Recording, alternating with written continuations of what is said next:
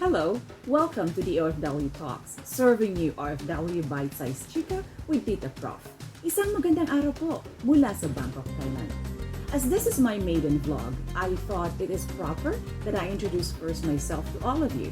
I'm Annalisa Perez Morao and I work as assistant professor, serving as an academic division chair in a leading state university in Thailand. I hold a PhD in multicultural studies with specialization in migration and discrimination studies and also linguistic anthropology. The OFW Talks is a straightforward title that discusses OFW issues, laws, and regulations, hoping that they can answer questions that Filipino migrant workers like you or your family members or friends often ask about. At the same time, it is a play on words describing an OFW like me, like you, your friends, your family members, talking about their lives as a migrant worker. So I'll be talking about my life stories as a migrant worker too. Samahan niyo po ako at ating pag-usapan, talakayin ang mga bagay-bagay na malapit sa puso ng isang OFW.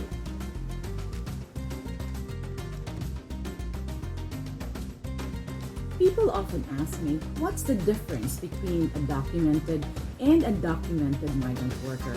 Generally po, documented OFWs are those who have updated visa stamps on their passports, they hold work permits, and of course the corresponding visa that's released or given to them by their host country, their destination. When they go back home to the Philippines, they report to the POEA and pay relevant fees. Of course, together with paying those fees, it's expected that those OFWs, wherever they are, whichever country of destination they are in, then it's expected, of course, that the embassies or the consulates in those places would, of course, extend help to these citizens.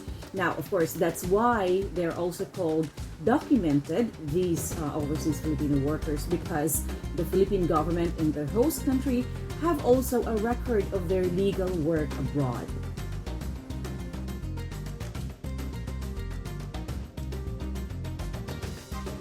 There are those who ask, what about those who work for international organizations? What are international organizations in the first place? So these are the likes of UN, United Nations, or World Health Organization, are they considered as an OFW? Now, this is where the hair splitting of definitions will come in. Bakit po? Because although in the eyes of people who may not know the details of someone else's work, they may be viewed as OFW dahil po, well, they're working overseas, di po ba? But technically speaking, that person's work documents do not go through the typical OFW procedure, all right? So people who work for IOs or international organizations, they sometimes, they actually possess diplomatic visa. They do not report to DMW when they go home. In the US, they possess G visas. In Thailand, they are given diplomatic visa categories D or F, depending on the length of their UN duties. So neither do they have to register themselves to get an OEC.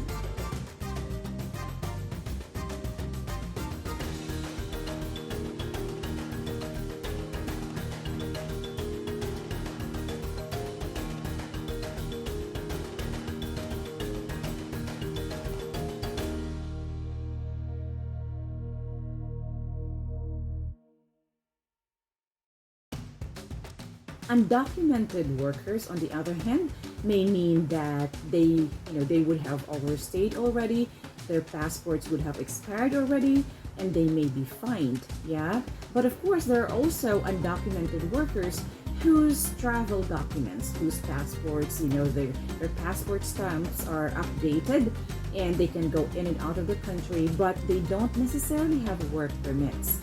So different countries of destination actually have varying permutations.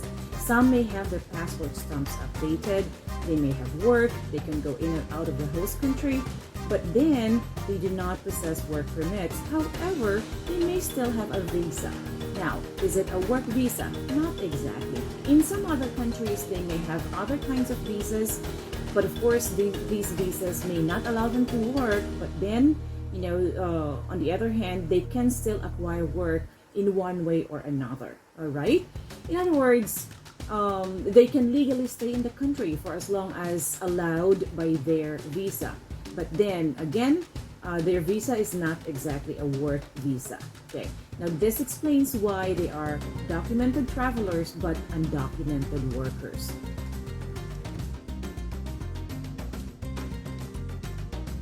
So what's an OEC? OEC stands for Overseas Employment Certificate. It is one that you need to obtain when you go back home. You pay for it, except of course yung may mga merong current exemption. And then you present that at the Philippine airport before going back to your host country, so that you don't have to, you don't have to pay for your travel tax before leaving the Philippines, and so that airport immigration officials in the Philippines do not upload you. Now, of course, that can be a different, that could be a different topic for us. When do people get offloaded? But yeah, that's one main issue also in traveling. So you need to make sure that when you're traveling, you have all the necessary documents so that you go hassle-free. Now, the same thing goes for other Filipinos who may work in multinational companies or regional institutions. These Filipinos are often dubbed as expats because, well, expats, of course, are typically, they have above average pay grade, and their employment documents are not subject to the Philippines DMW, or Department of Migrant Workers.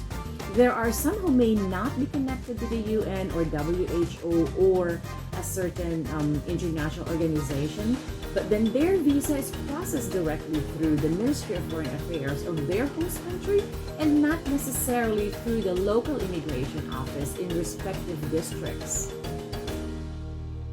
So ayan po. Today, napag-aralan natin ang documented and undocumented workers and even travelers, OFWs who report to the Philippine government agencies and those who do not. I hope you learned something from me today, and we'll see each other again for another Bite-Sized Chika with Tita Prof. Kung meron po kayong mga katanungan, huwag po kayong mag-atubili. You can type in your questions, you can send me, you know where to find me, and I'll try to answer them. Bye-bye and see you again. Magandang araw po.